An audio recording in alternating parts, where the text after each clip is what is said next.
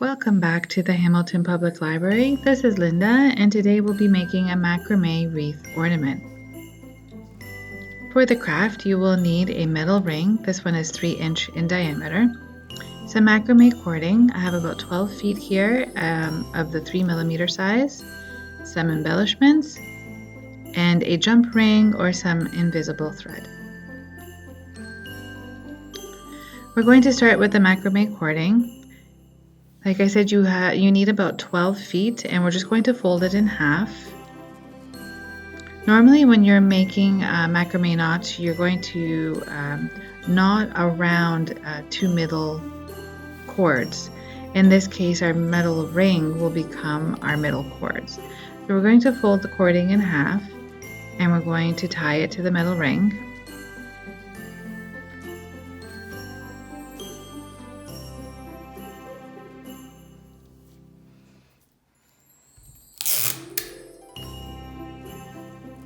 And it's helpful to tie the metal ring down so that while you're, knotting the cording, the metal ring won't move around too much. And now we're just going to make sure our ends are even here, and then we're going to tie a simple knot. The knotting technique we're going to use today is the spiral knot. If you've watched my other tutorials on this channel, we use the spiral knot on the macrame planter. So because the cording is so long, I'm just going to wrap the ends into a knot so that it's easier to start off the knotting. As you go along, you can undo the ends. But this will just make it a little easier so you're not threading such long cords through the metal ring. So I'm going to do the same to the other end, and then we're going to begin our knotting.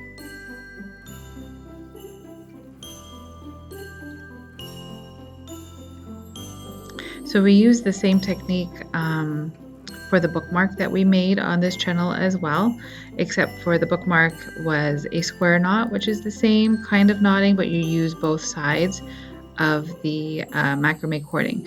In this case, we're only going to start with the left side every time.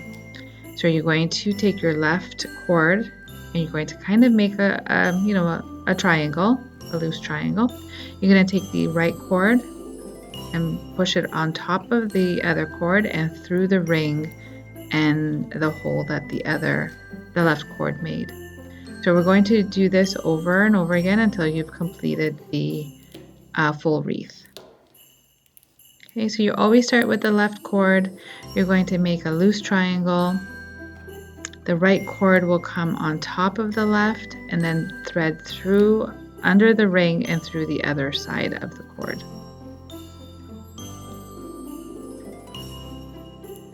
And if you make a mistake, this is an easy one to fix. You just, untie the last knot that you made or as far back as you need to go, and you start again. As you complete each knot, you'll notice that the knots or your spiral knots will want to turn around, so it may end up underneath the ring. You just need to simply spin it along the metal ring to get it to where you need it. So you'll see here I'll be moving the knotting around on the metal ring just to make it easier for me to continue knotting. So you can see it's already starting to spiral, and I've moved it slightly. You can move it up, down. That's the beauty of the metal ring. It's easy to move the spiral knot around. So we're just going to continue with this technique until we're done.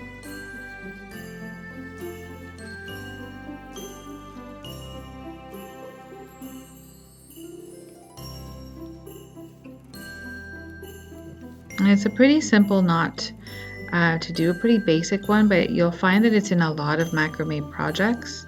So it's a good one to learn. It makes a very pretty spiral design on your project, so I think that's probably why it's so popular. So I'm going to continue doing this until the end, and then we'll come back and I'll show you how to finish off your project.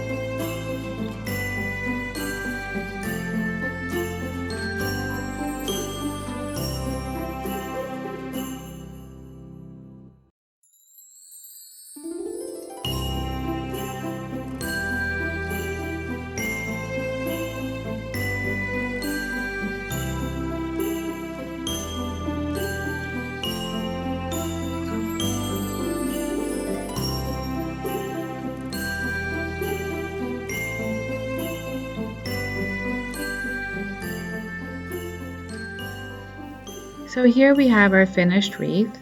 You'll want to tie a knot at the end of the long pieces of thread that are left over so that you can hang it on your tree. And now we're just going to decorate it however you'd like. So you can use a mini ornament here. Here I have a snowflake that I've made using the 3D printer at the Terryberry Library.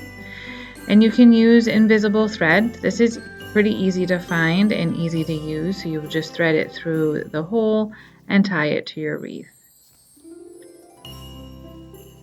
So that's a very simple and easy way to do this.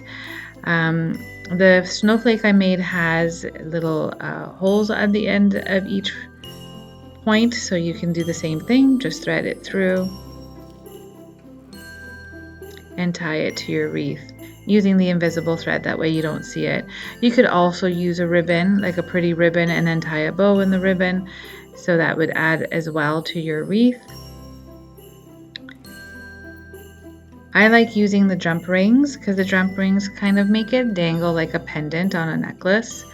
So I'm just going to show you quickly how to use the jump rings.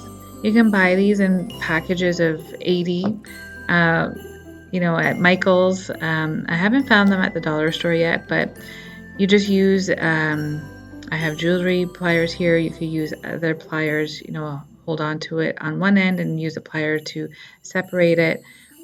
So now we can thread it through part of the macrame cording here. You want to be gentle though, you don't want to pull any of the threads. So just wiggle around until you can find a way in. And then you're going to hang the snowflake on it. And we're going to use the pliers again just to close the gap in the jump ring. It's difficult to see on the video, but I'm just closing it up again. So this is kind of similar to a ring on a necklace that holds a pendant. And there you have it. So that's how I like to leave it, but you can use other things as well if you'd like to embellish it further. I have some greenery here that you can glue on.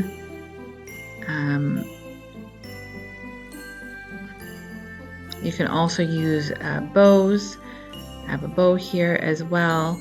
I simply like to leave it with just the snowflake and then hang it on my tree. So I hope you enjoyed today's video, and I hope that you'll check out some other ones on this channel. Thank you.